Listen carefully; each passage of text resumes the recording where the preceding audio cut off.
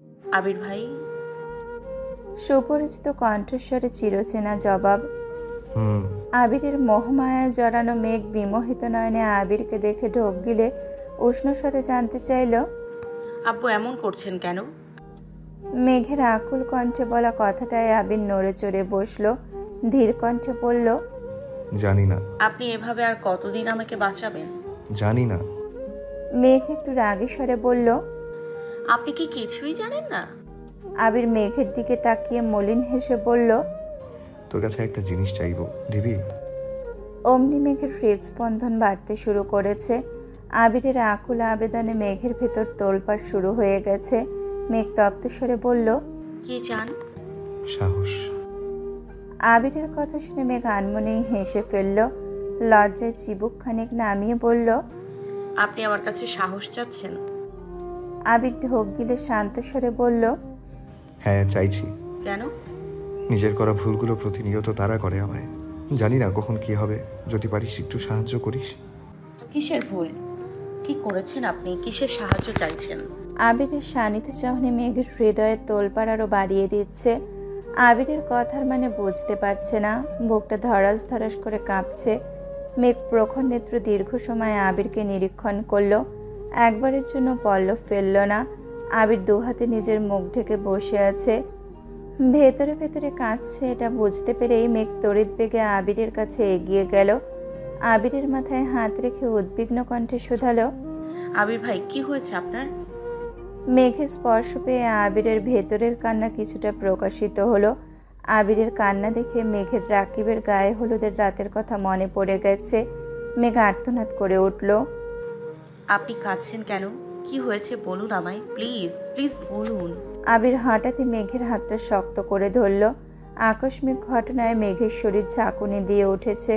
ক্রন্দনরত অবস্থায় আবির কাঁপা কাঁপা কণ্ঠে বলল, আই এম সরি মেঘ, আই এম রিয়েলি সরি। আবিরের ক্রন্দিত কণ্ঠে বলা কথাটা মেঘের কর্ণকুহরে প্রবেশ মাত্রই মেঘ কিংকর্তব্য বিমূঢ় হয়ে গেছে। মেঘের বুক ধড়ফড় করছে, গাত্র জুড়ে রক্ত সঞ্চালন তীব্র থেকে তীব্র হতে শুরু করেছে। বুকের বাম প্রকোষ্ঠে আবদ্ধ হৃৎপিণ্ডে বেধক নাভিশ্বাস অনুভূত হচ্ছে। আবির ভাইয়ের সংক্ষুব্ধ প্রণয়ের অনলে বারংবার আহত হওয়া মেয়েটার হৃদয় আজ আবিরের আর্তনাদে সম্পূর্ণ তছনছ হয়ে গেছে। ভীতিকর অযাচিত পরিস্থিতি সামলানোর অনুমাত্র সামর্থ্য মেঘের নেই। মেঘ ক্ষুদ্র আলোতে আশ্চর্য নয়নে চেয়ে আছে আবিরের পরিশ্রান্ত ধৃষ্টতায়। আবিরের হাতে থাকা মেঘের হাতটা থরথর করে কাঁপছে। ক্ষণিকের ব্যবধানে মেঘের অক্ষিপট ভিজে এসেছে। আবির ভাই সরি বলছেন, কিন্তু কেন? চোখের সামনে ঘটা সব কিছুই অবিশ্বাস্য মনে হচ্ছে। কাঙ্ক্ষিত ব্যক্তির মুখে অনাকাঙ্ক্ষিত শব্দ অবসহন করতে মেঘের নিজের সাথে নিজেকে প্রভূত বিগ্রহ করতে হয়েছে। মনের আস্তিনের টালমাটাল হাল সামলে মেঘ ভয়ার্থ গলায় জানতে চাইল, আপনার কি হয়েছে? কান্নার তোপে আবিরের কপালের পাশে শিরা উপশিরাগুলো দপদপ করছে। রক্তবর্ণের আখি যুগল আরও বেশি রক্তাভ হয়ে গেছে। আবিরের লাগামহীন ক্রন্দনের সমাপ্তির রেশ মাত্র নেই। মেঘের চোখ ছলছল করছে, দুহাত বরফের ন্যায় ঠান্ডা হয়ে যাচ্ছে। বুকের ভিতর ঘনীভূত অবশ্বাস সরিয়ে দীর্ঘশ্বাস ছেড়ে মেঘ ভেজা কণ্ঠে আবারও প্রশ্ন করল, আবির ভাই, আপনি কাঁদছেন কেন? আবির ঢোক গিলে মুখ তুলে মেঘের অভিমুখে চাইল। আবিরের চোখ মুখের ধরন অত্যন্ত গুরুগম্ভীর, চেহারায় বিন্দুমাত্র লাবণ্য নেই। মেঘের তুষারের মতন ঠান্ডা দুহাত আবিরের অতর্কিতেই নিজের গালে রাখল। সহসা আবিরের চওড়া দুহাত দিয়ে মেঘের ছোট ছোট হাতকে সম্পূর্ণ ঢেকে ফেলেছে। আবিরের গালে খোঁচা খোঁচা দাড়ি, সেই সাথে গাল বেয়ে গড়িয়ে পড়া নোনা জলের স্পর্শে মেঘের সর্বাঙ্গে শীতল হাওয়া বইছে। প্রণয়ের পূর্ণতা পাওয়ার শানিত আক্ষেপে যে ধ্বংসের খেলায় নেমেছিল, সেই ধ্বংসলীলা প্রতিনিয়ত বধ করেছে মেঘের নিষ্কুল হৃদয়কে। মনের গহীনে এক বছরে আত্মগোপনের মন্থর গতিতে বেড়ে ওঠা অভিমানের ভাবগুলো আজ আবিরের নিগুড় সংস্পর্শে অনুযোগে রূপ নিতে উঠে পড়ে লেগেছে। নিদারুণ ভীতিপ্রদ পরিস্থিতিতে মেঘ হতবিহবল হয়ে আছে। লুকোচুরি প্রেমগুলো মনের অন্তরালে নিথর হয়ে গেছে। আবিরের নীরের দৃষ্টিতে উদ্বেগ স্পষ্ট। আবির আস্তে করে গলা খাকারি দিয়ে অত্যন্ত নমনীয় কণ্ঠে বলল, অপ্রসন্ন ঘেরা জনপদে আমি না চাইতেও বিশল্যকরণীর কবলে পড়ে গেছি। পুঁথিগত শব্দে তোকে বোঝাতে আজ আমি অক্ষম। প্রয়োজনে সমস্ত বিপর্যয় নীরবতায় সয়ে যাব, তবুও ব্যর্থতা সইতে পারবো না। মেঘ শান্ত স্বরে নির্দ্বিধায় বলল, আপনাকে ব্যর্থতা সইতে হবে না। আমি সবসময় দোয়া করি যেন আপনি সব কিছুতে সফল হতে পারেন। আমার বিশ্বাস আপনি সফল হবেন ইনশাআল্লাহ। এবার অন্তত থামুন প্লিজ। আবির ভেজা চোখে মুচকি হেসে বলল। তবে যে কাউকে অনেক বেশি সহিংসু হতে হবে। মেঘ উদ্বেগহীন কণ্ঠে জানালো, কারো সহিংসতায় যদি আপনার সাফল্য অর্জিত হয় তবে সে অমেয় সহিংসু হবে। আবির মেঘের হাতের উপর থেকে নিজের হাত সরিয়ে মলিন হেসে ঠান্ডা কণ্ঠে বলল, অনেক রাত হয়েছে, ঘুমাতে যান এখন।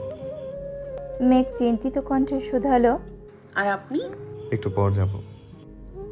মেঘ নিজের ওড়নার একপাশ টেনে আলতোভাবে আবিরের চোখ মুছে মুছে দিচ্ছে। আবির চোখ বন্ধ করে মেঘের স্নিগ্ধতা অনুভব করছে। এতক্ষণ কান্নার কারণে বুঝতে না পারলেও এখন মেঘের গায়ের গন্ধে আবির মত্ত হয়ে যাচ্ছে। মায়াবতীকে ছুতে চাওয়ার উন্মাদনা আঁকড়ে ধরেছে আবিরকে। হৃদয়ের ক্ষত প্রতিহত করার ক্ষমতা আবিরের থাকলেও মেঘের প্রতি অগাধ অনুরক্তি লুকিয়ে রাখার সামর্থ্য আবিরের নেই। মেঘের অনাবশ্যক যত্নে আবিরের বুকে অদ্ভুত শিহরণ যাচ্ছে। আবিরের মনে মেঘকে নিয়ে সর্বদাই সংশয় কাজ করে। মেঘ যেদিন আবিরের চোখে চোখ রেখে আবিরের অনুভূতি জানতে চাইবে, সেদিন আবিরের সব কিছু ছারখার হয়ে যাবে। কারণ ওই চোখে চোখ রেখে আবির কখনো মিথ্যা বলতে পারবে না। অন্যদিকে নিজেকে নিজে কথা দিয়েছে মেঘকে প্রতিশ্রুতি দিবে না, বউ করে নিজের অঢেল ভালোবাসার সমক্ষ প্রমাণ দিবে। মেঘের কান্না চিরতরে মুছে দেওয়ার প্রতিজ্ঞা করেছে।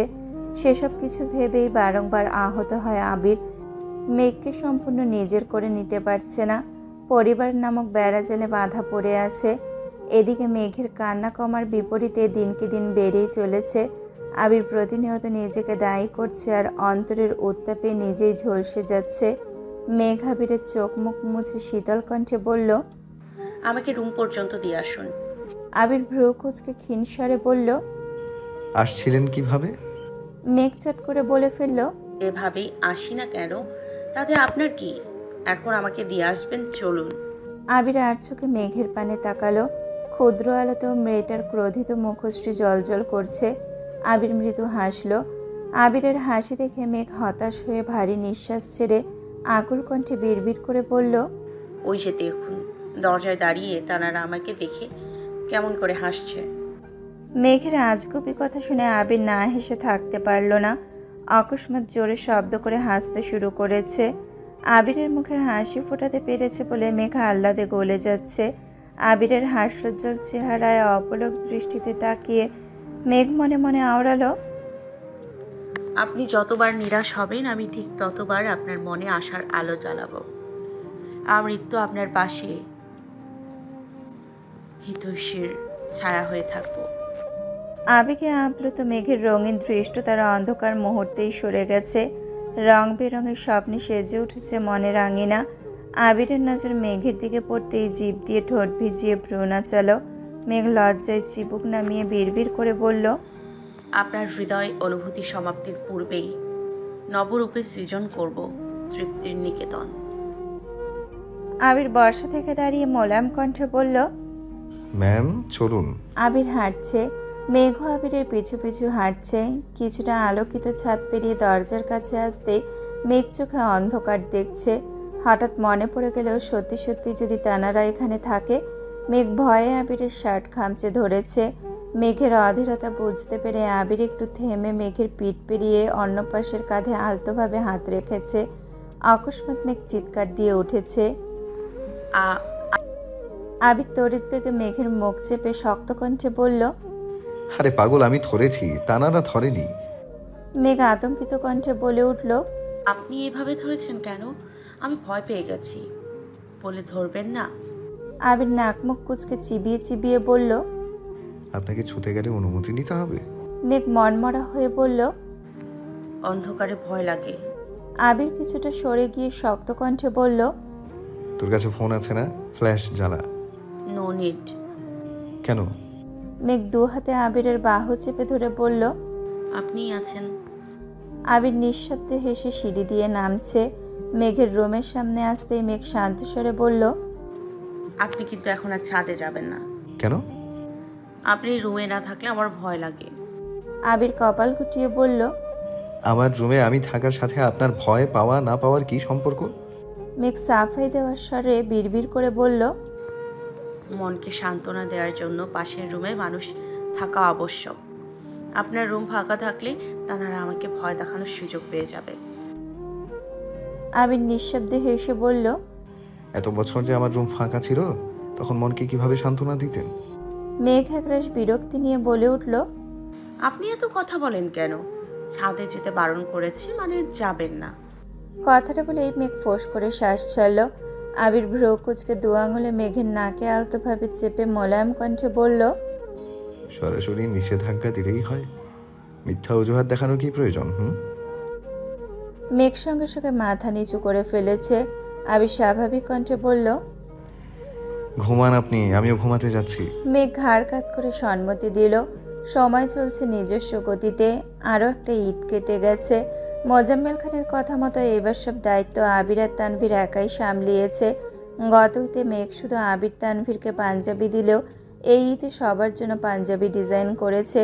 আর পাঞ্জাবিগুলো মোজাম্মেল খান নিজে গিয়ে পছন্দ করে নিয়ে আসছিলেন।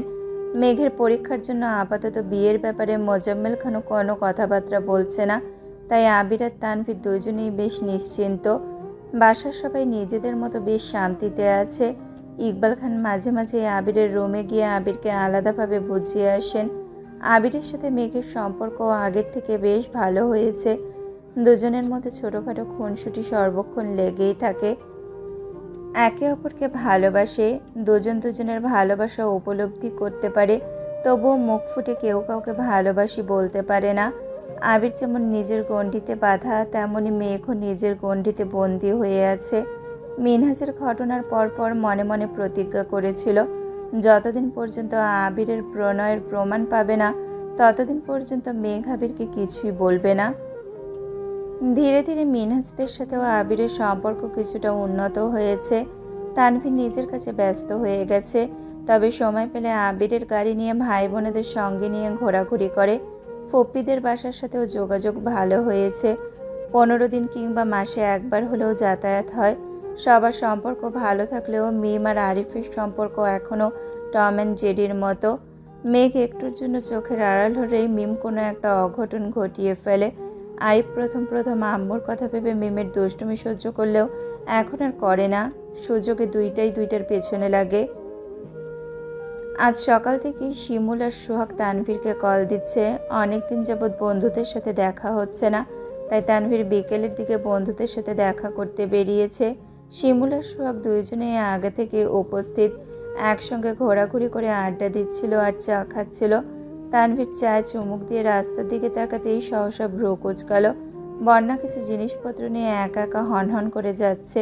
তানভীর চায়ের কাপ রেখে তড়িঘড়ি করে উঠে বলল। তোরা বস, আমি আসছি। সোহাগ ধীর কণ্ঠে শুধালো। কোথায় যাচ্ছিস? তানভীর মেয়েকিশোরে জবাব দিল। প্রেম করতে। তানভীর যেতে যেতে বন্যা অনেকটাই সামনে চলে গেছে। তানভীর পেছন থেকে ডাকলো, বন্যা। আচমকা পুরুষালী কণ্ঠে নিজের নাম শুনে বন্যা ফিরে তাকালো। তানভীরকে দেখে কিছুটা স্বস্তি পেল। স্বাভাবিক কণ্ঠে বলল, আসসালামু আলাইকুম। ওয়ালাইকুম আসসালাম। পরীক্ষা কেমন হলো? আলহামদুলিল্লাহ ভালো। কোথায় গিয়েছিলে? একটা ফ্রেন্ডের বাসায় গিয়েছিলাম, আর কিছু কেনাকাটা করেছি। তানভীর হাত বাড়িয়ে বলল। ব্যাগটা আমাকে দাও, আমি এগিয়ে দিয়ে আসছি। বন্যা তড়িৎ বেগে বলল, না, আমি নিতে পারবো। বিশ্বাস রাখতে পারো, তোমার ব্যাগ নিয়ে পালাবো না আমি। বন্যা ভ্রুকুচকে গম্ভীর কণ্ঠে বলল, আমি কি একবারও বলেছি আপনি পালবেন? তাহলে ব্যাগটা দাও। ব্যাগ নিতে গিয়ে বন্যার হাতে তানভীরের হাত লাগতেই বন্যা তৎক্ষণাৎ ব্যাগ ছেড়ে হাত সরিয়ে ফেলেছে। তানভীরের তপ্ত স্পর্শ অনুভব হতে বন্যার বুক কেঁপে উঠেছে। তানভীর ব্যাগ ধরে বিস্ময়ের সমেত তাকিয়ে প্রশ্ন করল, কোনো সমস্যা? না। তানভীরকে বোঝাবে বন্যার কাছে তানভীর মানুষটাই সমস্যা। বন্যা যতটা সম্ভব তানভীরের থেকে নিজেকে গুটিয়ে রাখে। তবুও ততটা পারে না। কোনো না কোনোভাবে মানুষটার সাথে দেখা হয়েই যায়। বন্যা স্বাভাবিক কণ্ঠে বলল, আপনি এখানে কেন আসছিলেন? বন্ধুরা দেখা করার জন্য বারবার কল দিচ্ছিল, তাই আসছে। এখানে চলে আসছেন যে? বন্ধুরা খুঁজবে না? আমাকে ব্যাগটা দিয়ে বন্ধুদের কাছে যান, আমি নিতে পারবো। তানভীরের ধমকে বন্যা কিছুটা কেঁপে উঠল। তানভীর সহসা কৌতুক স্বরে বলল, আরে মজা করছিলাম, চলো তোমাকে এক কাপ চা খাইয়ে রিক্সা উঠিয়ে দিচ্ছে। বন্যা নাক কুচকে বলল, চা খাবো না, ধন্যবাদ।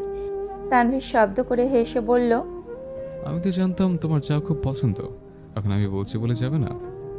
বন্যা কিছুটা উদ্বেল কণ্ঠে শুধালো, আপনাকে কে বলেছে? মেঘ? সেটা তুমি জেনে কি করবা? খাবে কিনা বলো।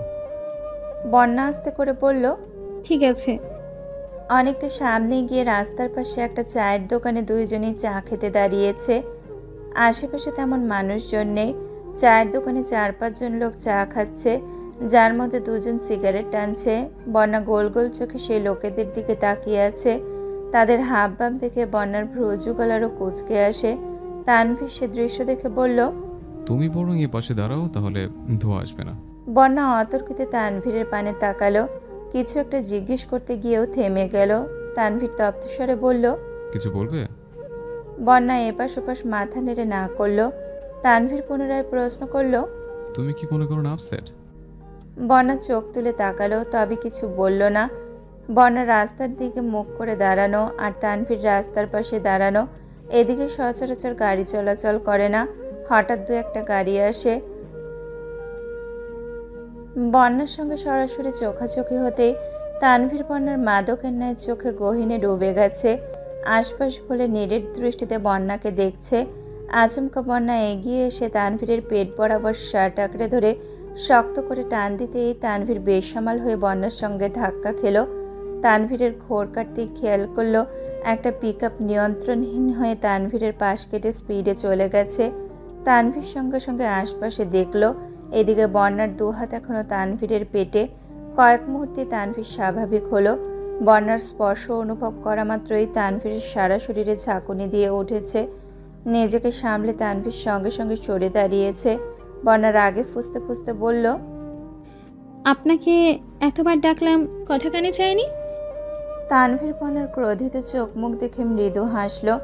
তানভীরের মস্তিষ্ক এখনো বন্যার স্পর্শ অনুভবে মেতে আছে। কি হয়েছে বা কি হতে যাচ্ছিল এইসবে তানভীরের বিশেষ মনোযোগ নেই। তানভীরের ঠোঁটে হাসি দেখে বন্যার মেজাজ আরও বেশি খারাপ হলো। রাগে কটমট করে বলল, আপনি হাসতেছেন? এখন যদি গাড়িটা আপনার উপর দিয়ে যেত তখন কি হতো? তানভীর মৃদু স্বরে বলল। জানি না। বন্যা ফের বলে উঠল, রাস্তাঘাটে এইভাবে চলাফেরা করেন? তানভীর কপাল গুটিয়ে প্রশ্ন করল। কিভাবে চলাফেরা করি? বন্যা ফোঁস করে উঠল। ও কি, আপনার কিছু একটা হয়ে গেলে বাসার কি অবস্থা হতো একবার ভেবেছেন? তানভীর কপাল কুঁচকে বলল। কি হতো? তানভীরের দুষ্টুমি বুঝতে পেরে বন্যার রাগে আরো বেশি ফুঁসছে। রাগের কারণে বন্যার ঠোঁট দুইটা স্বাভাবিকের তুলনায় বেশ সরু হয়ে গেছে। গোলাপি লিপস্টিকে সরু ওষ্ঠদয়ে তানভীরের নজর স্থির হয়ে আছে। বন্যার রাগে একের পর এক কথা বলছে। তানভীর অবাক লোচনে শুধু ঠোঁটেই চেয়ে আছে। বন্যা অকস্মাৎ বলে উঠল, আমি এখনই মেঘকে কল দিয়ে সব বলবো। মেঘের নাম শুনে তানভীরের এবার টনক নড়ে উঠল। তৎক্ষণাৎ বলল, প্লিজ বোনকে কিছু বলো না। বন্যা ভারী কণ্ঠে বলল, আপনি কতটা কেয়ারলেস এটা তো ওর জানা দরকার। আমি এক্ষুনি কল দিচ্ছি। বন্যা মেঘকে কল দেওয়ার জন্য নাম্বার বের করতে লাগলো। তানভীর বন্যার হাত থেকে ফোন নিয়ে নিজের পকেটে রেখে গম্ভীর কণ্ঠে বলল, আর যাই করো সমস্যা নেই, কিন্তু বোনকে আজকের ঘটনা বলো না প্লিজ। কেন? তানভীর মনে মনে বিড়বিড় করলো, ভাইয়া যদি জানতে পারে আমার জন্য বোনও কান্না করেছে, তাহলে সবার রাগ আমার উপর ছাড়বে। ও মা, আমি নাই। তানভীর ঢোক গেলে উষ্ণ স্বরে বলল, বোনকে বললে বাসায় সবাই জেনে যাবে। বোনও কান্নাকাটি করে নাচের অবস্থা করে ফেলবে, বাসার মানুষের বকাও খেতে হবে। বন্যা চাপা স্বরে বলল। মেঘকে খুব ভালোবাসেন তাই না? তানভীর কপাল কুঁচকে মৃদু হেসে জবাব দিল। হ্যাঁ, খুব ভালোবাসে। তানভীর মনে মনে আওড়ালো, বোনের বেস্ট ফ্রেন্ডকে খুব ভালোবাসে। বন্যা ধীর কণ্ঠে বলল, মেঘও আপনাকে অনেক ভালোবাসে। ওর জন্য আর বাসার সবার জন্য হলেও একটু সাবধানে চলাফেরা করবেন। আপনার একটু উদাসীনতায় পুরো পরিবারকে কাঁদতে হবে, তাই প্লিজ সাবধানে চলাফেরা করবেন। তানভীর নেশাক্ত দৃষ্টিতে তাকিয়ে মোলায়েম কণ্ঠে বলল, ইনশাল্লাহ চেষ্টা করব। চায়ের দোকানের মামা কোথায় চলে গিয়েছিলেন? এতক্ষণে কোথা থেকে এসে জিজ্ঞেস করলেন। মামা আপনাদের কি চা দিব? তানভীর উচ্চস্বরে বলল, একটা আদা চা আর একটা লেবু চা। লেবু চাতে চিনি একটু বেশি দেবেন। বন্যা অবাক চোখে তাকিয়ে প্রশ্ন করল। আপনি কিভাবে জানেন আমি লেবু চা খাই আর চিনি বেশি খাই? তানভীর আর চোখে আকাশের পানে তাকিয়ে অকস্মাৎ বলে উঠল। ঠিকই তো, আমি কিভাবে জানি? বন্যা গম্ভীর কণ্ঠে বলল। প্রশ্নটা আমি আপনাকে করেছি। তানভীর মেকিস্বরে বলল। উত্তর ভাবতে সময় দিবে তো নাকি? বন্যা তানভীরের হাবভাব দেখে প্রখর তপ্ত স্বরে বলল। থাক, উত্তর দিতে হবে না। বাঁচা গেল। বন্যা সূক্ষ্ম নেত্রে তাকালো। ততক্ষণে তানভীর চা আনতে চলে গেছে। চা খেতে খেতে বন্যা বেশ কয়েকবার তানভীরের দিকে তাকিয়েছে। তানভীর সেটা বুঝতে পেরে আগে থেকেই সাবধান হয়ে গেছে। চা খাওয়া শেষে চায়ের বিল দিয়ে কিছুটা সামনে গিয়ে বন্যাকে একটা রিকশায় উঠিয়ে দিল। যাওয়ার আগে পকেট থেকে বন্যার ফোনটা বের করে দিতে দিতে আবারও বলল, প্লিজ বোনকে কিছু বলো না। তানভীর আবারও সোহাগদের কাছে গেল। খানবাড়িতে আজ মেঘ আর মিম হই হুল্লোড়ে মেতেছে। গতকালই মেঘদের প্রথম বর্ষের ফাইনাল পরীক্ষা শেষ হয়েছে। প্র্যাকটিক্যাল এখনও বাকি। তবে প্র্যাকটিক্যাল নিয়ে মেঘের তেমন কোনো টেনশন নেই, কারণ তামিম আর মিনাজ দুইজনে মেঘ আর বন্যার প্র্যাকটিক্যালের সম্পূর্ণ দায়িত্ব নিয়েছে। যদিও দায়িত্বটা আবিরের থেকে মাপ পাওয়ার জন্যই নিয়েছে, মেঘ বন্যা সেসব কিছু জানে না। পরীক্ষা শেষ হওয়ার খুশিতে মেঘ আজ রাতের বেলা বাসার মানুষদের রান্না করে খাওয়াবে। রান্না ভালো হলে পরবর্তীতে অন্য একদিন ফুপ্পিদেরও দাওয়াত দিবে। বিকালের দিকে মেঘ আবিরের নাম্বারে কল দিল। আবির কল রিসিভ করে মোলায়েম কণ্ঠে বলল। বলুন। মেঘ ভ্রুকুচকে বলল। আপনি আমাকে সবসময় আপনি বলে সম্বোধন করেন কেন? ভালো লাগে তাই। মেঘ চাপা স্বরে বলল। সেসব বাদ দেন, রাতে কি খাবেন বলুন। মেঘের কথা শুনে আবির নিঃশব্দে হেসে রাকিবের দিকে তাকালো। রাকিব আস্তে করে বলল। কি হয়েছে? আবির ফোনটা একটু দূরে সরিয়ে বিড়বিড় করে বলল। নিজেকে আজ বিবাহিত মনে হচ্ছে। পুনরায় ফোন কানে ধরে বলল। যা রান্না হবে তাই খাবো। মেঘ কপট রাগ দেখিয়ে বলল। আপনি যা বলবেন আমি তাই করব। আপনি রান্না করবেন? জি স্যার। আবির ভারী কণ্ঠে বলল। রান্না করার কোনো প্রয়োজন নেই। আমি বাসায় আসার সময় সবার জন্য খাবার নিয়ে আসবো, আপনি সবাইকে দিয়ে দিয়েন। মেঘ রাগের স্বরে বলল। না, আমি রান্না করব। আবির উদ্বিগ্ন কণ্ঠে বলল। শরীরে যদি আবার তেল পড়ে? মেঘ অদম্য কণ্ঠে বলে উঠল। কিছু হবে না, আপনি শুধু বলুন কি খাবেন। পোলাও। আচ্ছা ঠিক আছে, সাবধানে আসবেন। আল্লাহ হাফেজ। আল্লাহ হাফেজ। কল কাটতেই রাকিব বলল। আমি একটা বিষয় সবসময় খেয়াল করি, তুই মেঘকে রান্না করতে দিতেই চাস না। সমস্যা কি তোর? তোর বউ কালো হয়ে যাবে এই ভয়ে রান্নাঘরে ঢুকতে দেস না। আবির গরুভার কণ্ঠে বলল। ও আমার মানে সম্পূর্ণ আমার। ফর্সা হলেও আমার, কালো হলেও আমারই থাকবে। ও সবেতেই আমার। কিন্তু সমস্যা হচ্ছে বাসার মানুষ। বিয়ে দেওয়ার ভয়ে আমি আগে থেকেই ওকে রান্না করতে দিতাম না, অথচ চাচ্চু সেই বিয়ে দিতেই উঠে পড়ে লেগেছে। এখন একটু শান্ত আছে ঠিকই, তবে যদি একবার রান্নাটা শিখে ফেলে তাহলে আর ওনাকে আটকানো যাবে না। রাকিব ঠাট্টার স্বরে বলল। ভালোই হবে, মেঘের বিয়েতে আবির দিওয়ানা, বাবুর বাবা হতে গিয়ে হয়ে যাবে মামা। আবির অগ্নিদৃষ্টিতে তাকিয়ে রাগান্বিত কণ্ঠে বলল। নিজের মুখটা বন্ধ রাখ শালা, নয়তো তোর মাথা ফাটিয়ে আমি চলে যাব থানা। রাকিব মৃদু স্বরে বলল।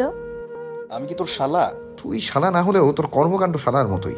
ভুলেও যদি উল্টাপাল্টা কথা বলবি তাহলে তোর খবর আছে। রাকিব হাসতে হাসতে বলল। আমি ভাবছি মেঘের বিয়েতে। আবির কপাল কুচকে রক্তাভ চোখে তাকাতেই রাকিব থতমত খেয়ে বলল। তোর আর মেঘের বিয়ের কথাই বলছি আমি। কিচ্ছু বলতে হবে না, আমি বাসায় চলে যাচ্ছি, তুই সামনে নিস। আচ্ছা। আবির মাগরিবের নামাজের কিছুক্ষণ পর বাসায় আসছে। রান্নাঘরে মেঘ আর মিম রান্না করছে। বাড়ির 3 কর্ত্রী সোফায় বসে চা খাচ্ছেন আর গল্প করছেন। আবির বাসায় ঢুকে এই দৃশ্য দেখে কপাল কুচকালো। কিছু বলতে গিয়েও বলল না। নিজের রুমে গিয়ে ফ্রেশ হয়ে কিছুক্ষণ পর নিচে আসছে। আবিরকে দেখা মাত্র মালিহা খান বললেন। কি রে আবির, কফি করে দেব? না, তোমরা গল্প করো, আমি করছি। আবির গম্ভীর কণ্ঠে বলল। কেন, রান্নাঘরে যাওয়া কি বারণ? আবির রান্নাঘরের কাছে যেতেই মেঘ চেঁচিয়ে উঠল। আপনি রান্নাঘরে আসবেন না। কেন? আপনার কি লাগবে বলুন, আজ রান্নাঘরের দায়িত্ব আমার। আবির উষ্ণ স্বরে বলল। আর তোকে দেখে রাখার দায়িত্ব আমার। আবিরের কথা শুনে মেঘের থেকেও বেশি মিম লজ্জা পেয়েছে। দুজন প্রেমিক প্রেমিকার মাঝে তৃতীয় পক্ষ হিসাবে থাকতে চায় না সে। মাথা নিচু করে চুপচাপ বেরিয়ে যাচ্ছে। আবির রাগী স্বরে বলল, তুই কোথায় যাচ্ছিস? মিম আস্তে করে বলল, রেস্ট নিয়ে আসতেছি। আবির গ্যাসে গরম পানি বসিয়ে মেঘের রান্নাগুলো চেক করছে। পোলাও, ডিম ভুনা ছাড়াও আরও 2-3 আইটেম অলরেডি করে ফেলেছে। রান্নাঘরের একপাশে রান্নার ভিডিও চলছে। আবির সবগুলো একটু একটু করে টেস্ট করেছে, আদৌ খাওয়ার যোগ্য হয়েছে কিনা বোঝার জন্য। মেঘকে রান্না করতে দিতে চায় না ঠিকই, কিন্তু রান্না করার পর সেই রান্না কেউ মুখে তুলতে না পারলে এটাও আবিরের জন্য অপমানজনক বিষয়। সবগুলো চেক করে আবির টুকটাক বলে দিচ্ছে। পরিশেষে পোলাও মুখে দিয়ে আবির থ হয়ে গেছে। মেঘও আহম্মকের মতো আবিরকে দেখছে। আবির কোনো রকমে গিলে ধীর কণ্ঠে শুধালো, লবণ দেসনি? না। কেন? রেসিপিতে লবণ দেয়নি তারা? দিয়েছিল। তাহলে তুই দেসনি কেন? মেঘ উত্তর না দিয়ে উল্টো প্রশ্ন করলো। মেঘের কথা শুনে আবির বেকুব বনে গেল। এমন সময় আলী আহমেদ খান আর মোজাম্মেল খান বাসায় আসছেন। আবির তাড়াতাড়ি কফি করে রান্নাঘর থেকে বেরিয়ে এসে মালিহা খানকে ইশারায় রান্নাঘরে যেতে বলল। মালিহা খান গেলেও মেঘের জেদের কারণে তিনি বিশেষ কোনো সাহায্য করতে পারেননি। ঘণ্টাখানেক পর সবাই খাবার টেবিলে বসেছে। মেঘ আজ নিজের হাতে সবাইকে খেতে দিচ্ছে। মালিহা খান দাঁড়িয়ে দাঁড়িয়ে বলে দিচ্ছেন কোনটাতে লবণ কম হয়েছে, কোনটাতে বেশি হয়েছে। আবির আর তানভীর মিটিমিটি হাসছে। মোজাম্মেল খানের নজর পড়তেই ফোঁস করে উঠলেন, এত আশাআশি করো না, তোমরা যাও, এতগুলো আইটেম রান্না করে নিয়ে আসো, তারপর দেখি কেমন হয়। তানভীর ঠোঁট বেঁকিয়ে বলল, আমরা সেজন্য হাসছি না, আপনি যে অবস্থায় বোনকে বিয়ে দেওয়ার কথা ভাবেন তার জন্য হাসছি। মোজাম্মেল খান গুরুগম্ভীর কণ্ঠে বলে উঠলেন, এমন বাড়িতেই মেয়ে বিয়ে দিব যেখানে আমার মেয়েকে রাঁধুনি নয়, রাজরানী হয়ে থাকবে। তানভীর মাথা নিচু করে মনে মনে আওড়ালো, আর সেটাই খান বাড়ি, এখানে আমার বোন রাজরানী হয়ে থাকবে, অথচ আপনি বুঝতে পারছেন না। রাত 10টার পরে মেঘ আবার রান্না করতে গেছে। এবার আর কোনো রেসিপি চেষ্টা করেনি। সবার জন্য নুডলস রান্না করে মিম তানভীরকে রুমে দিয়ে কিছুটা আবিরের জন্য নিয়ে গেছে, আর বাকিটা বাসার সবার জন্য রেখে গেছে। মেঘ দরজায় দাঁড়িয়ে আস্তে করে বলল, আসবো। আবির ওয়ার্ড্রপে জামা কাপড় রাখছিল। ঘাড় ঘুরিয়ে মেঘের অন্ধকারাচ্ছন্ন চেহারা দেখে থমকে দাঁড়ালো। হতবাক হয়ে জিজ্ঞেস করলো, কি হয়েছে? মেঘ চিবুক নামিয়ে মৃদুস্বরে বলল, আমার রান্না ভালো হয়নি, হয়তো পেট ভরেনি, তাই নুডলস নিয়ে আসছি। আবির মৃদু হেসে বলল, বিষ নিহিত জেনেও প্রতিনিয়ত আমরা কত কি খাচ্ছি, সেখানে আপনার লবণ কম, মশলা বেশি, খাবার আর এমন কি? মেঘ কাঁদো কাঁদো মুখ করে বলল, আমি কিছুই ঠিকমতো পারি না। আবির কোমল কণ্ঠে ডাকলো। ম্যাম, মেঘ আস্তে করে বলল, আপনাকে আগেও বলেছি, আজ আবারও বলছি, রান্নার বিষয় নিয়ে ভুলেও মন খারাপ করবেন না। পৃথিবীতে কেউই পারফেক্ট হয় না। মেনে নেয়া আর মানিয়ে নেয়ার মধ্যে দিয়েই সারা জীবন কাটাতে হয়। মেঘ মুখ ফুলিয়ে আবিরের দিকে তাকিয়ে আছে। আবির আবারও বলল, আপনার জন্য 2টা শার্ট রেখেছিলাম, দেয়া হয়নি আর। পুরাতন শার্ট নেবেন নাকি নতুন কিনে দেবো? আবির স্থির করা 2টা শার্ট বের করে মেঘের দিকে এগিয়ে দিল। একটা সাদা আর একটা কফি কালার। মেঘ শার্ট 2টা দেখে সহসা আবিরের দিকে তাকালো। আবিরের পরনেও শুভ্র রঙের একটা শার্ট। মেঘ মনে মনে সাহস অর্জন করে হঠাৎ বলে ফেলল, পুরাতনই নিব, কিন্তু আমি এই সাদা শার্ট নিব না, আপনার পরনেরটা নিব। আবির স্বাভাবিক ভঙ্গিতে বলল, আচ্ছা, ওই 2টা আপাতত নিয়ে যান, কালকে এটা ধুয়ে তারপর দিয়ে আসবো রে। মেঘ শ্বাস ছেড়ে নিরেট কণ্ঠে বলল, শার্ট আমি ধুতে পারবো, দিলে এক্ষুনি দেন, নয়তো লাগবে না। আবির সঙ্গে সঙ্গে শার্ট খুলে একটা টি শার্ট পরে সাদা শার্টটা মেঘকে দিয়ে দিল। মেঘ 3টে শার্ট নিয়ে যেতে যেতে বলল, নুডলসটা খেয়ে নিন। রুমে এসে দরজা বন্ধ করে আবিরের পরনের সাদা শার্টটা মেঘ জামার ওপর দিয়ে পরে নিয়েছে। শার্ট লম্বায় হাঁটুর কিছুটা ওপর পর্যন্ত পৌঁছেছে, তবে সেসবে মেঘের মনোযোগ নেই। চোখ বন্ধ করে আপন মনে আবিরের গায়ের গন্ধ উপলব্ধি করছে। কল্পনাতে আবিরকে নিয়ে শতাব্দী পেরিয়ে যাচ্ছে। অজানা অনুভূতি মেঘের মনকে আষ্টে পিষ্টে জড়িয়ে নিয়েছে। মেঘ পুরো ঘরে ছুটোছুটি করে ড্রেসিং টেবিলের সামনে গিয়ে দাঁড়ালো। লজ্জায় মেঘের নাক মুখ লাল হয়ে যাচ্ছে। বারবার হাত দিয়ে মুখ ঢাকছে, আবার আঙুল ফাঁক করে নিজেকে দেখছে। অকস্মাৎ আবির ভাইয়ের মতো হাতা ফোল্ড করতে শুরু করলো। আবিরের মতো সুন্দর না হলেও মেঘ সেইভাবে কোমরে হাত রেখে ফ্যাশন করছে। একটু পর পর শার্টের গন্ধ শুকছে। প্রায় 20 মিনিট পর মেঘ বিছানায় শুয়ে দুচোখ বন্ধ করে দীর্ঘ নিঃশ্বাস ছাড়ল। দেখতে দেখতে মাসখানেক কেটে গেছে। এর মধ্যে মেঘের প্র্যাকটিক্যাল পরীক্ষাও শেষ হয়ে গেছে। অন্যদিকে আবিরের ব্যস্ততা দ্বিগুণ বেড়েছে। সকালে নাস্তা করে বাসা থেকে বের হয়, ফিরতে ফিরতে প্রায় 10টা-11টা বেজে যায়। মেঘ প্রায় প্রতি রাতেই ব্যালকনিতে দাঁড়িয়ে আবিরের জন্য অপেক্ষা করে। প্রিয় মানুষটার জন্য অপেক্ষা করতে কখনো ক্লান্ত হয় না মেয়েটা। আজ শুক্রবার, স্নিগ্ধ শীতল পরিবেশ। মেঘের ঘুম ভাঙে প্রায় 10টার দিকে। ফ্রেশ হয়ে আপন মনেই নিচে যাচ্ছিল। আচমকা সিঁড়ির কাছে এসে থমকে দাঁড়ালো।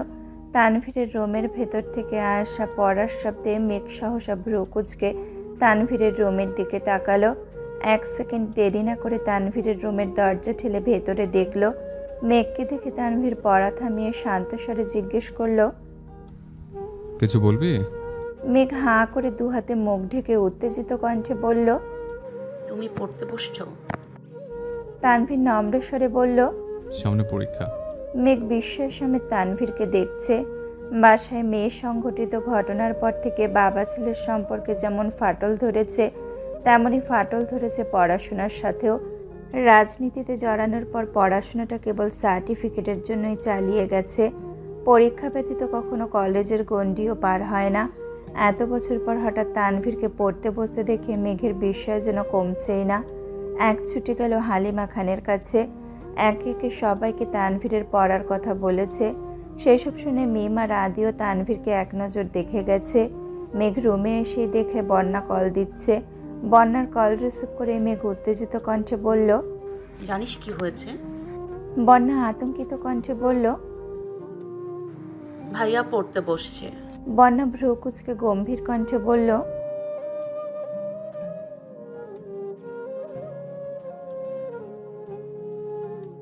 মেঘের হাস্যোজ্জ্বল চেহারায় মুহূর্তেই বেদনার ছাপ স্পষ্ট প্রতীয়মান হচ্ছে। উজ্জ্বল ধৃষ্টতা অন্ধকারে আচ্ছন্ন হয়ে গেছে। মুখ ফুলিয়ে শ্বাস ছেড়ে ভারী কণ্ঠে বলল, সরি, আমি ভাইয়ার ব্যাপারে তোকে কিছু বলবো না ভেবেছিলাম, তারপরও মুখ ফসকে বেরিয়ে গেছে। কিছু মনে করিস না প্লিজ। বন্যা ভাব নিয়ে বলল,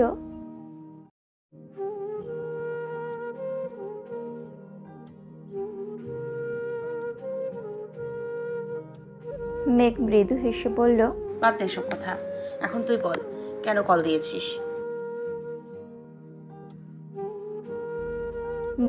বন্যা কথা শেষ করার আগেই মেঘ ফোঁস করে উঠে রাগী স্বরে বলল, তুই কি বলতে চাচ্ছিস? আমার ভাই ওর পা ভেঙে ফেলছে?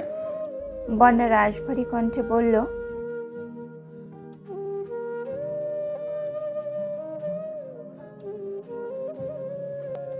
ঠিক আছে বল।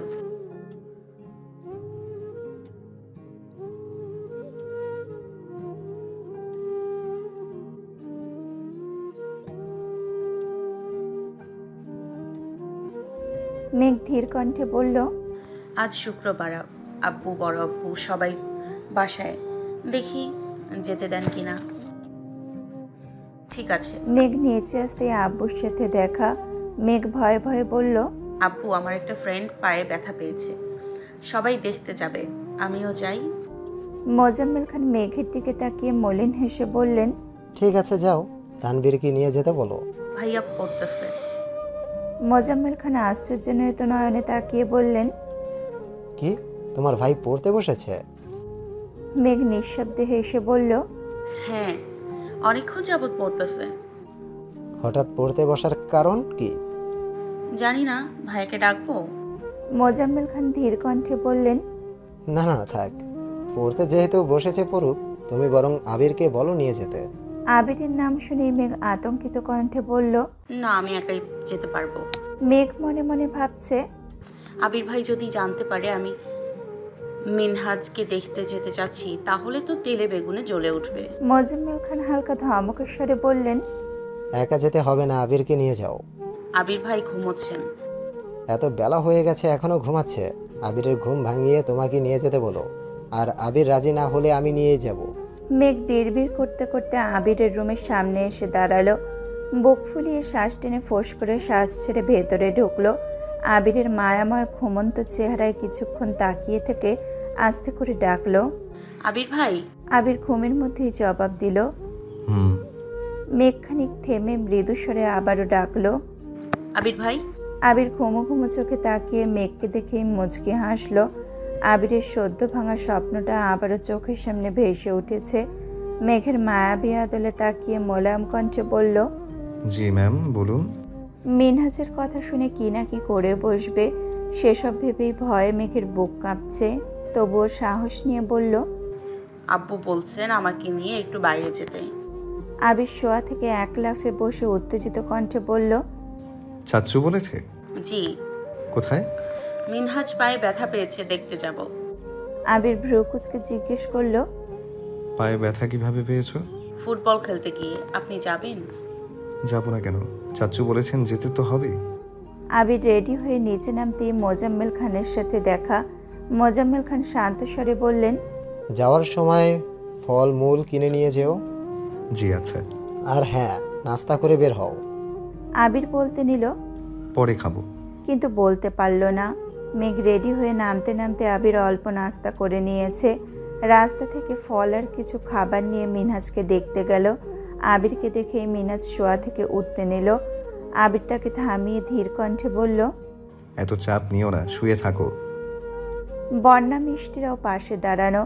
আবির মিনহাজের সাথে স্বাভাবিক ভঙ্গিতে কথা বলছে। তামিমও তাতে সঙ্গ দিচ্ছে, কিন্তু মেঘের বিষয়টা একদম ভালো লাগছে না। মেঘ এখনো পর্যন্ত আবিরকে যতটা চিনেছে, আবির মোটেই এরকম নয়। মিনহাজের সাথে আবিরের কথোপকথন শুনে মনে হচ্ছে না যে 2 দিন আগে তাদের ভেতর এত বিদ্বেষ ছিল। মেঘ বন্যার হাতে চিমটি কেটে বিড়বিড় করে বলল, আবির ভাইয়ের হঠাৎ মিনহাজদের প্রতি এত উদার কেন হলো বলতো? রাস্তায় এক ছেলে আমার হাত ধরেছিল বলে যা তা অবস্থা করছিল, আর এখন এত বড় ঘটনার পরেও উনি এত স্বাভাবিক কেন? বন্যা গম্ভীর কণ্ঠে বলল,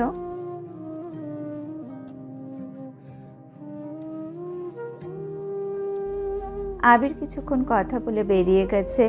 মেঘরা বেশ কিছু সময় কথাবার্তা বলল। এর মধ্যে মিনহাজের বাড়ি থেকে মানুষ আসছে। এ অবস্থায় হোস্টেলে থাকতে কষ্ট হয়ে যাবে, তাই কিছুদিনের জন্য ওকে বাড়িতে নিয়ে যাবে।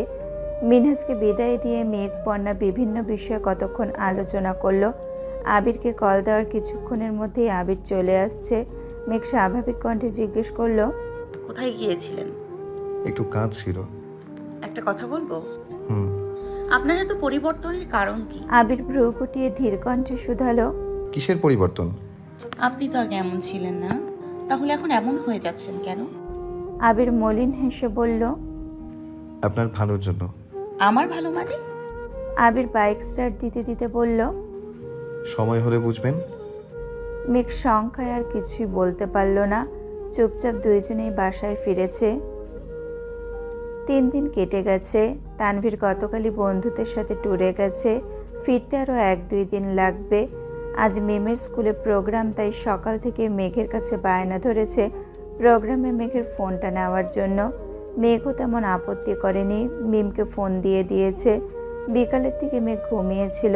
হঠাৎ হালিমা খান আর আকলিমা খান এসে ডাকতে শুরু করেছেন।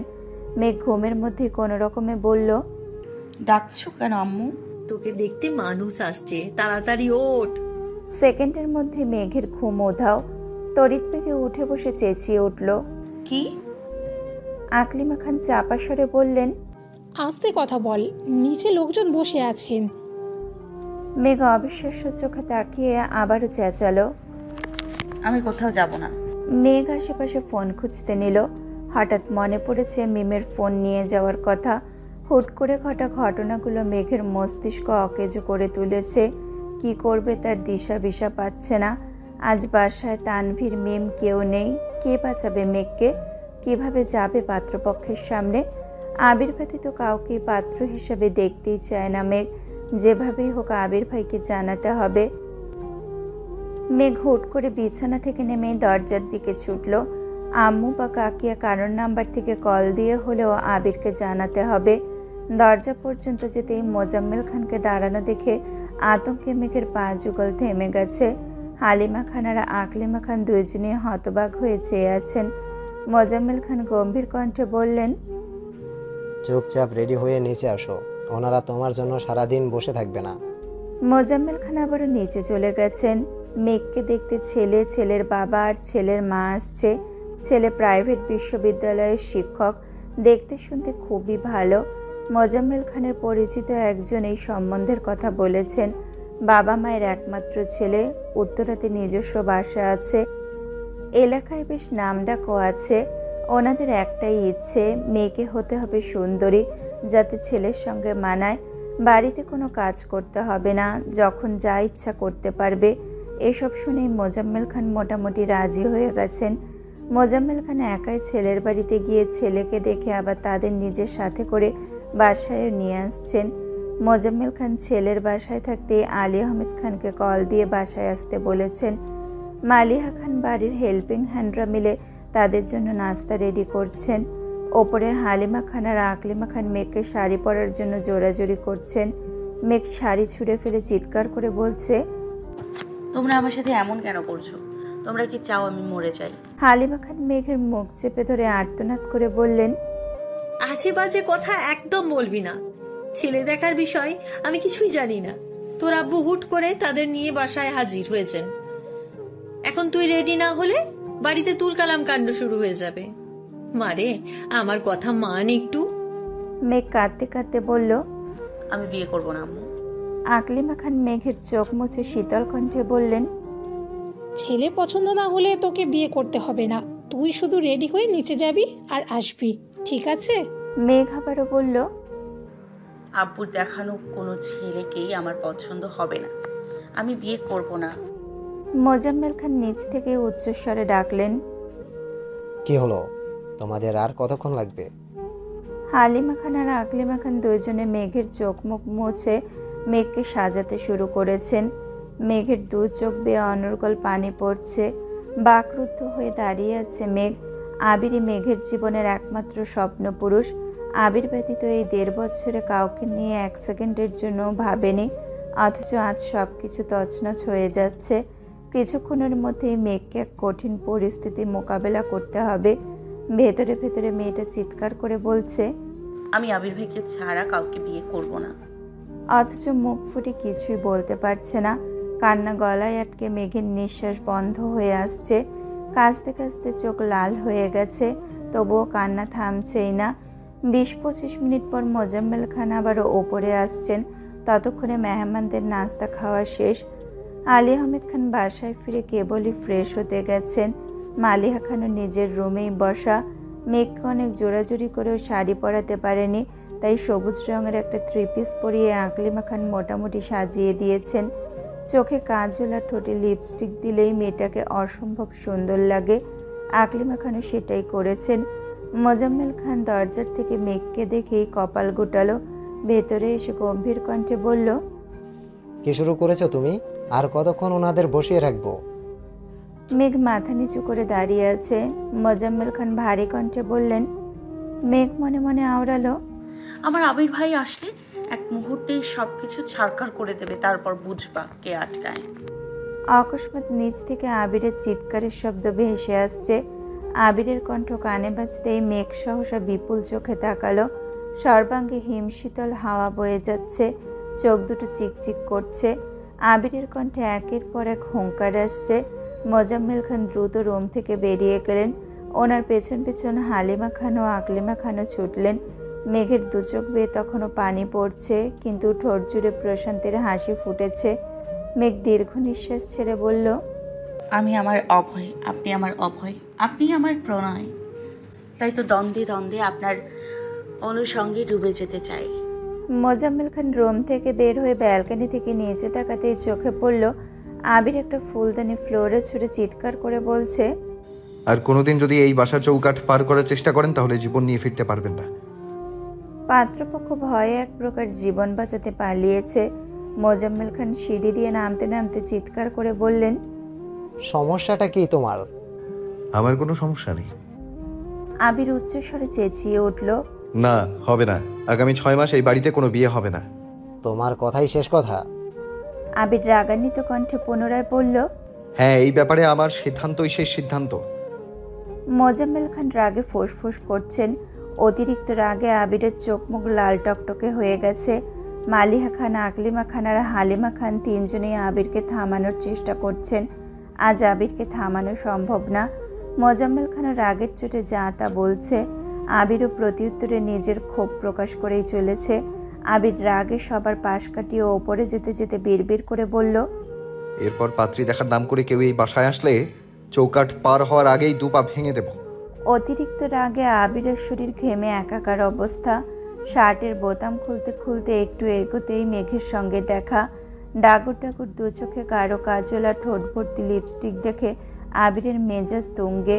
মেঘ ছল ছল নয়নে তাকিয়ে আছে। এমন সময় আলী আহমেদ খান নিজের রুম থেকে বের হয়েছেন। মোজাম্মেল খান তখনও নিজের মতো বকবক করেই যাচ্ছেন। আবির দীর্ঘশ্বাস ছেড়ে 2 হাতে বৃদ্ধা আঙুল দিয়ে মেঘের 2 চোখের কাজল লেপটে দিয়েছে। সাথে ডান হাতের বৃদ্ধা আঙুলে মেঘের ঠোঁটে ঘষা দিয়ে লাল টকটকে লিপস্টিক গাল পর্যন্ত ছড়িয়ে দিয়েছে। মেঘ আহম্মকের মতো তাকিয়ে আছে। আবির গম্ভীর কণ্ঠে বলল, নিচে তোর শ্বশুর অপেক্ষা করছে, যা নিজের রূপটা দেখিয়ে আয়। আবির ফোঁস করে নিজের রুমে চলে গেছে। মেঘ ঘাড় ঘুরিয়ে কতক্ষণ আবিরের দিকে তাকিয়ে রইল। নিচ থেকে আলী আহমেদ খানের ধমকের শব্দে মেঘ লাফ দিয়ে ওঠে। সঙ্গে সঙ্গে নিজের রুমে ঢুকে দরজা বন্ধ করে দিয়েছে। ড্রেসিং টেবিলে নজর পড়তেই মেঘ গুটি গুটি পায়ে এগিয়ে গেল। লেপটে যাওয়া কাজল আর গাল পর্যন্ত ছড়ানো লিপস্টিক দেখে মেঘ মুচকি হেসে বলল, আবির ভাই, আপনি বড্ড হিংসুটে। তবে এই হিংসুটে মানুষটাকেই আমি ভালোবাসি। নিচ থেকে চিৎকার চেঁচামেচির শব্দ আসছে। মেঘ ভয় গুটিসুটি মেরে বিছানার এক কর্নারে বসে আছে। 2-1বার উঠে দরজা পর্যন্ত গিয়েও ফিরে এসেছে। আবিরের প্রতি মেঘের অগাধ বিশ্বাস। আবির একাই সবকিছু সামলে নিতে পারবে, কিন্তু আজ আর তা হলো না। 2 ভাইয়ের পীড়নে আবির আটকে গেল। আলী আহমেদ খান হুঙ্কার দিয়ে উঠলেন, তোমাদের জন্য কি এলাকায় মানসম্মান নিয়ে বাঁচতে পারবো না? আবির শার্টের বোতাম লাগাতে লাগাতে ভাবলেশীন জবাব দিল, মান সম্মান যাওয়ার মতো কাজ না করলেই হয়। আলী আহমেদ খান আবারও চেঁচালেন, আমরা কি করব না করব তাকে তোমাদেরকে বলতে হবে, বলে করতে হবে। আবির নিশ্চুপ দাঁড়িয়ে আছে। মোজাম্মেল খান 2 হাতে মাথা চেপে ধরে বসে আছেন। আলী আহমেদ খান আবারও বলতে শুরু করলেন, শুধু হাতে পায়ে বড়ই হয়েছ, কিন্তু মানুষের সাথে কেমন আচরণ করতে হয় তা শেখোনি। এই মানুষগুলো যখন বাইরে আমার উপর আঙুল তুলবে তখন কি জবাব দেব আমি? হ্যাঁ, আমার ছেলে হয়ে তোমার এই আচরণ কিভাবে হতে পারে? তোমরা প্রতিনিয়ত প্রমাণ করছো তোমরা কারো ভরসার যোগ্য নও। তোমাদের উপর ভরসা করলে একদিনে আমার সাম্রাজ্য ধ্বংস করে ফেলবে। আবির দীর্ঘ নিঃশ্বাস ছেড়ে ধীর কণ্ঠে বলল, আব্বু প্লিজ মাথা ঠান্ডা করুন, আপনি অসুস্থ।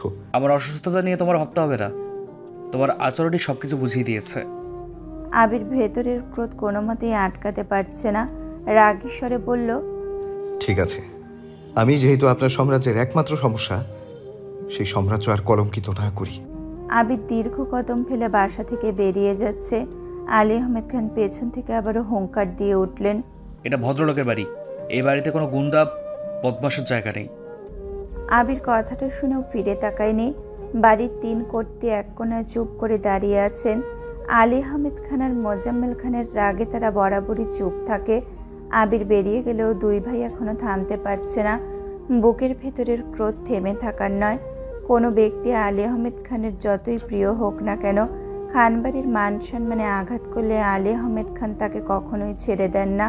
হোক সেটা আবির কিংবা 28 বছর পূর্বে আবিরের ফুপ্পি। প্রিয়র চেয়ে প্রিয় মানুষকেও ক্ষণিকের ব্যবধানে অপ্রিয় করে তুলতে সক্ষম। ঘণ্টাখানেকের মধ্যে খানবাড়ির পরিবেশ নিস্তব্ধ হয়ে গেছে। যে যার রুমে চলে গেছেন। আলী আহমেদ খান প্রেশারের ঔষধ খেয়ে শুয়ে পড়েছেন। মালিহা খান ওনার পাশে বসে আস্তে করে বললেন, ছেলেটাকে এভাবে কথা বলা আপনার ঠিক হয়নি। আপনি ভাববেন না যে আমি আপনাকে জ্ঞান দিচ্ছি। আবির তানবীর দুজনকে মেঘকে অনেক বেশি আদর করে, তাই মেঘের বিয়ের ব্যাপারটা ওরা কিছুতেই মানতে পারছে না। এদিকে মেঘের আব্বু একের পর এক ছেলে দেখেই যাচ্ছে, ওদের কি দোষ? আলী আহমেদ খান গম্ভীর কণ্ঠে বললেন, ছেলেকে কল দিয়ে বাসা আসতে বলো। মালিহা খান সঙ্গে সঙ্গে নিজের ফোন থেকে আবিরের নাম্বারে কল দিল, কিন্তু আবিরের ফোন বন্ধ। টানা 2-3 বার কল দেওয়ার পরও বন্ধ পেয়ে মালিহা খান ভয়ে সিটিয়ে পড়েছেন। ততক্ষণে আলী আহমেদ খান ঘুমিয়ে পড়েছেন। মালিহা খান রুম থেকে বেরিয়ে দ্রুত হালিমা খানকে ডাকলেন। মোজাম্মেল খান রুমেই বসা। ভাবের আতঙ্কিত কণ্ঠ শুনে জিজ্ঞেস করলেন, কি হয়েছে ভাবি?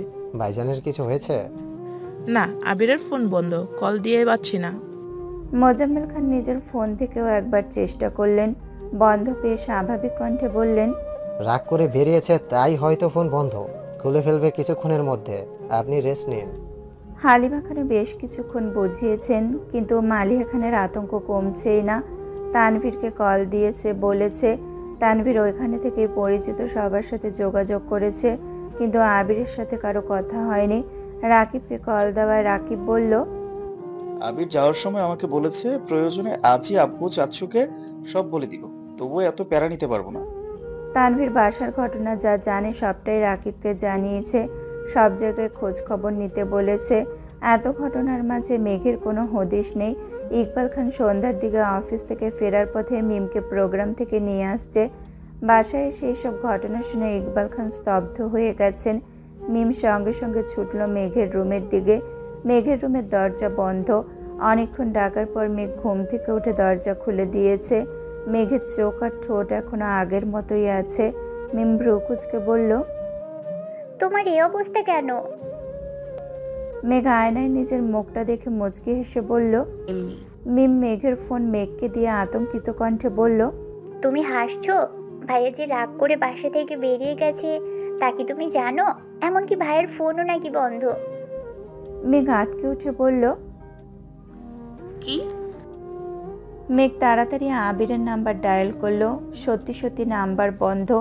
ইন্টারনেটে সব জায়গা থেকে মেসেজ দিয়েছে, কিন্তু আবির কোথাও নেই। মেঘের চোখ মুখ মুহূর্তে অন্ধকারাচ্ছন্ন হয়ে গেছে। বুকের ভেতর আতঙ্ক বাসা বেঁধেছে।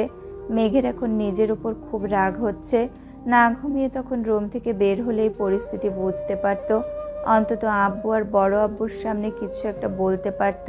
মিম শীতল কণ্ঠে বলল, আজ তোমার ফোনটা নেওয়া একেবারেই উচিত হয়নি, সরি আপু।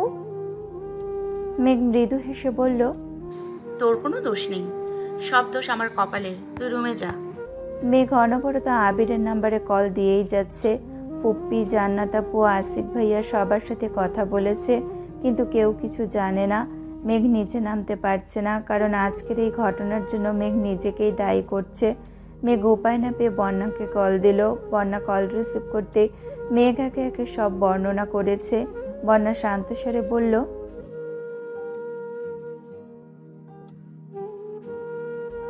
ফোন বন্ধ জেনেও মেঘ একের পর এক কল দিয়েই যাচ্ছে। রাত 9টার দিকে তানভীর মেঘকে কল দিল।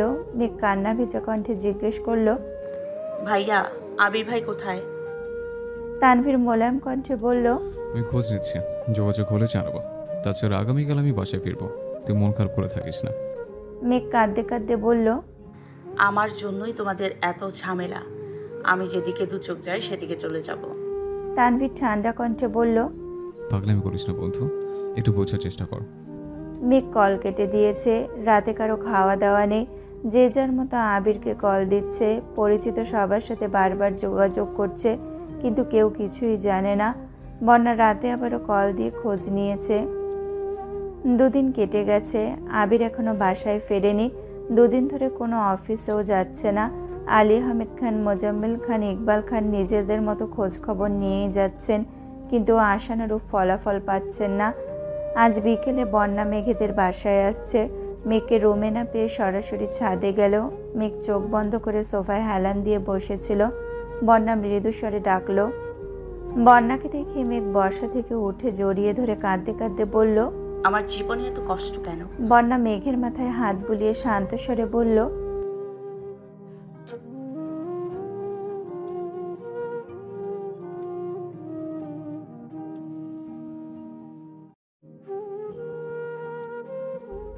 মেঘকে বেশ কিছুক্ষণ বোঝানোর পর মেঘ শান্ত হয়েছে।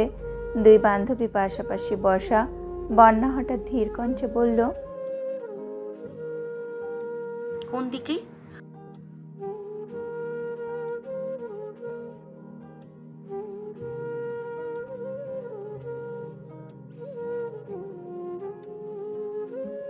সেই ভাগ্যটাকে তো কোনোভাবেই ধরে রাখতে পারছি না, আর নিজেকে শক্তও রাখতে পারছি না। তুই কিভাবে এত শক্ত থাকিস? বন্যা মলিন হেসে বলল, কিভাবে?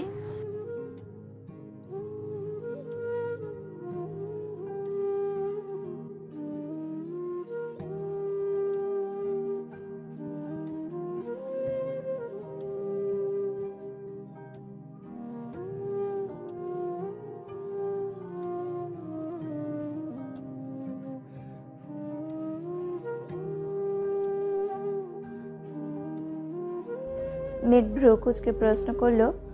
তোর আবার কি হয়েছে যে তোকে অভিনয় করতে হবে? বন্যা মলিন হেসে বলল। মেঘ ভারী কণ্ঠে বলল, আমি বাদ দিব না, তোকে আজ বলতেই হবে। আমি প্রায়ই খেয়াল করি তুই মাঝে মাঝে মনমরা হয়ে থাকিস, জিজ্ঞেস করলে ইগনোর করিস। আজকে তোকে বলতেই হবে। কি?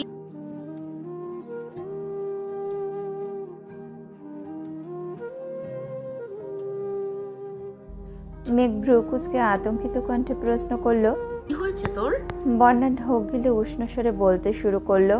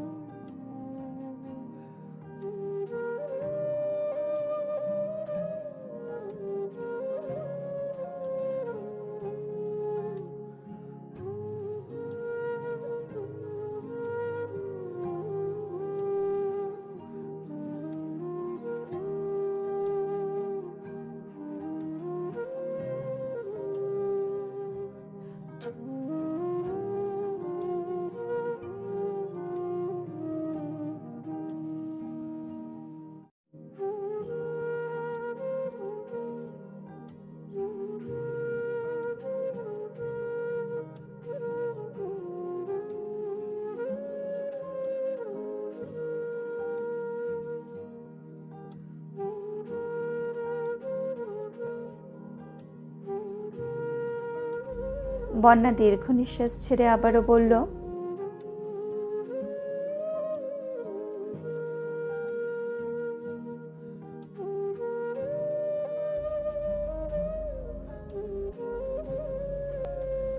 মেঘ বন্যার গুরুগম্ভীর চেহারায় খানিকক্ষণ তাকিয়ে থেকে হঠাৎ মুখ ভার করে বলে উঠল, এত বড় ঘটনাটা আমাকে না জানিয়ে তুই কিভাবে ছিলি?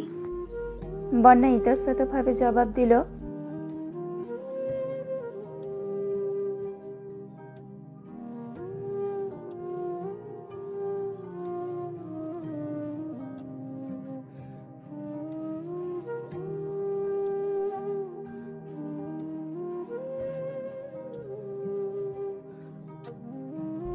মেঘ ভরাট কণ্ঠে জিজ্ঞেস করলো, তারপর কি বিয়ে ভেঙে গেছে?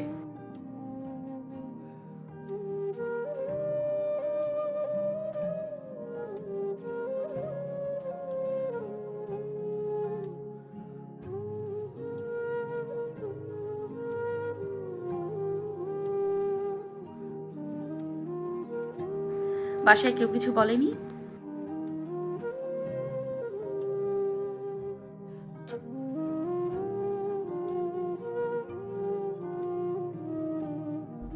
মেঘ শীতল স্বরে জিজ্ঞেস করলো, তুই কি ওনাকে এখনো মিস করিস? বন্যা মেঘের দিকে তাকিয়ে ফিক করে হেসে বলল,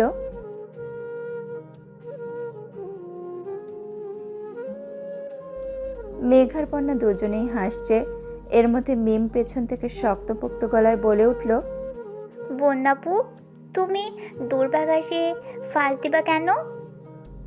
মেঘ আর বন্যা দুজনে একসঙ্গে ঘুরে তাকালো। বন্যা হেসে বলল, আম্মু তোমাদের ডাকছে, চলো। তিনজনই একসঙ্গে নিচে আসছে। বন্যা সচরাচর মেঘ এদের বাসায় আসে না, হঠাৎ আসলে তার জন্য বাহারি নাস্তার আয়োজন করা হয়। আজও তার ব্যতিক্রম হয়নি। বন্যা অল্প নাস্তা করে মেঘের সাথে সোফায় বসে গল্প করছে। এমন সময় তানভীর বাসায় আসছে। বন্যাকে দেখে ভ্রু কুচকে সূক্ষ্ম নেত্রে তাকিয়ে সোজা নিজের রুমের উদ্দেশ্যে হাঁটা দিল। কয়েকটা সিঁড়ি উঠতেই মেঘ ডাকলো, ভাইয়া।